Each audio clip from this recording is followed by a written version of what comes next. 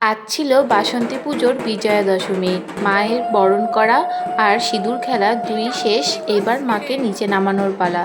পুজোটা হচ্ছিল তিনতলা ছাদের ওপর, তাই ছাদ থেকে মাদের নিচে নামানোটা একটু কিন্তু কষ্টসাধ্য ব্যাপার ছিল। এতদিন পুজো দেখে এসেছি, তবে মাকে এইভাবে নামানো ওঠানো ওঠানো তো দেখিনি আমরা, তবে শুনেছি ওঠানোর সময় নাকি মায়ের হাত অনেক কিছুই ভেঙে গিয়েছিল, পরে সেগুলোকে ঠিক করা হয়েছে। তাই নামানোর সময় আর সিঁড়ি দিয়ে না নামিয়ে এভাবেই বাঁশের ওপর করে করে নামানো হচ্ছিল। এটা কিন্তু সত্যি একজনের কাজ নয়, এটা অনেকজন না হলে এই কাজটা একদমই সম্ভব হতো না।